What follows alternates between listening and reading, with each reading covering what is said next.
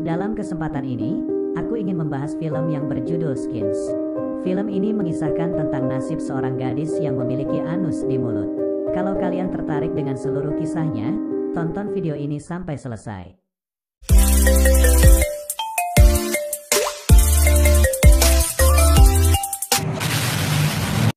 Film diawali dengan seorang gadis yang sedang merebah di kamarnya. Gadis ini tak bernasib baik seperti kebanyakan orang, sebab ia mempunyai anus di mulutnya.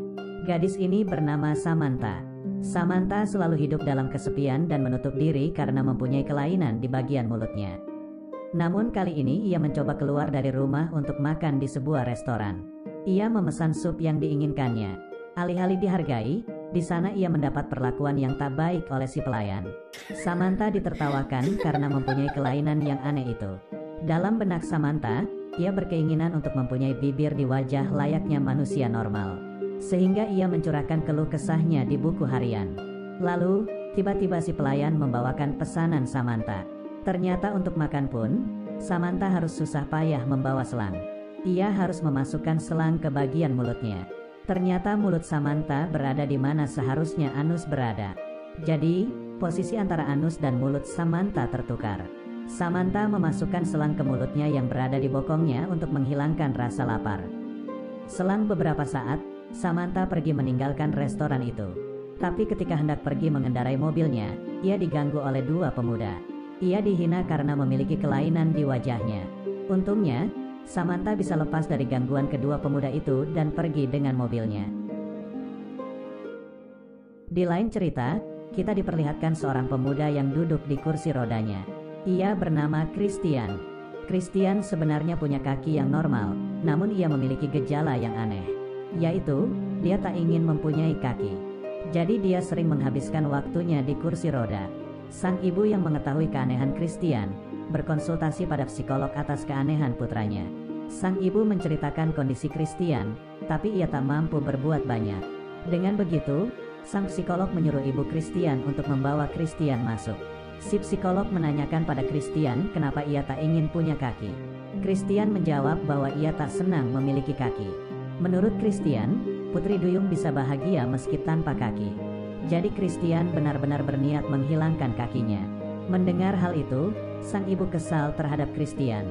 Sehingga terjadi percekcokan antara keduanya yang menyebabkan Christian melarikan diri.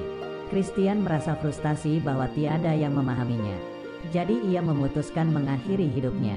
Ia menaruh kakinya di jalanan agar kakinya terlindas mobil, sehingga Christian bisa mati bahagia tanpa kaki.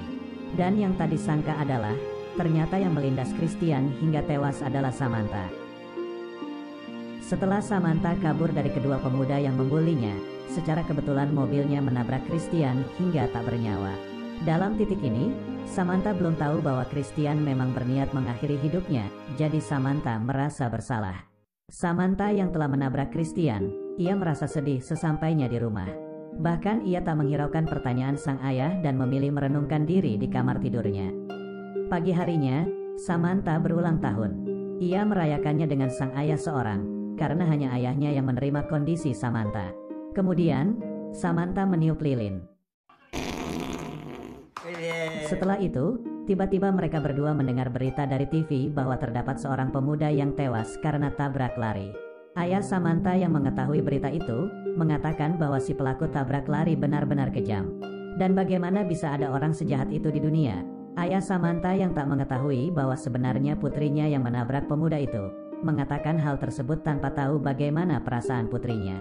Sedangkan Samantha yang mendengar perkataan menyakitkan dari sang ayah, memutuskan pergi dari rumah. Di jalanan lagi-lagi Samantha diganggu oleh kedua pemuda ini. Kali ini ia dilecehkan mereka. Namun sialnya, pemuda yang sedang memerkosa Samantha terkena getahnya. Mulut Samantha yang berada di bokong menggigit kemaluan si pemuda hingga kesakitan. Dan Samantha pun berhasil melarikan diri. Kini, dengan kesedihannya ia terlelap sendirian di jalan layang. Di adegan lain, kita diperlihatkan bahwa terdapat seorang pria berpenampilan normal yang tengah merancap menggunakan foto kekasihnya. Pria ini bernama Ernesto. Ernesto amat terobsesi dengan gadis yang memiliki keterbatasan fisik. Dan saat sedang keenakan merancap, sang ibu mendapatinya. Sehingga sang ibu dibuat kecewa. Apalagi sang ibu mengetahui bahwa Ernesto menyukai gadis yang menurutnya tak layak bagi Ernesto. Karena sang ibu terlalu kecewa, alhasil Ernesto diusir dari rumahnya. Dan Ernesto berencana tinggal bersama sang kekasih. Kekasih Ernesto ini bernama Ana. Namun naas, ternyata Ernesto telah diduakan oleh Ana. Ana memilih pacar barunya yang bernama Guillermo, yang mana ia juga memiliki kelainan fisik seperti halnya Ana. Bahkan mereka telah berhubungan layaknya suami istri. Kemudian, Ana dan Guillermo mulai berbincang soal nasib Ernesto. Guillermo menyuruh Ana untuk memutuskan hubungannya dengan Ernesto. Dan tentu saja Ana menyaguhinya.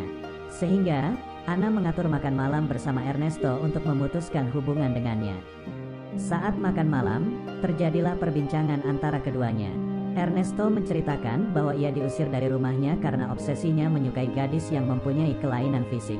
Dan dengan begitu, ia berterus terang terhadap Ana bahwa ia mencintai kelainan fisik pada diri Ana.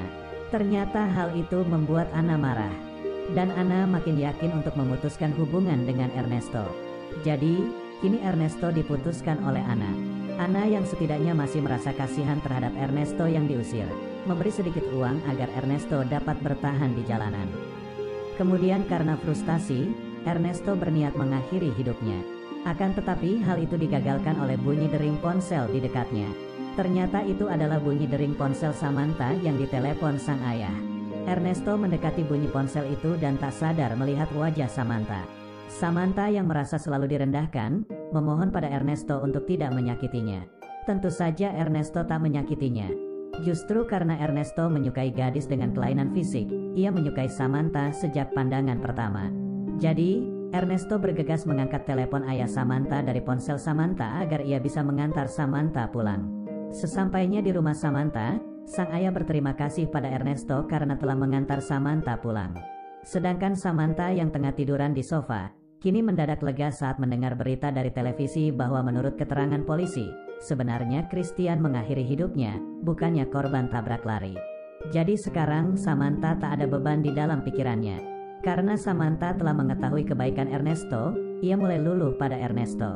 Hal yang sama juga terjadi pada Ernesto. Ia cinta mati pada Samantha karena melihat kelainan fisik pada diri Samantha. Samantha akhirnya menemukan seseorang yang menerima dirinya selain sang ayah. Sedangkan Ernesto, kini ia menemukan gadis impiannya. Dan untuk mengungkapkan rasa cinta masing-masing, keduanya berciuman.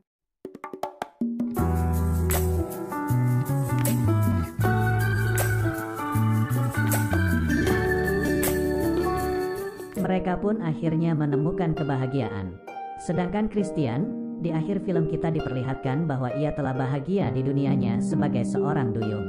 Dan film pun telah selesai.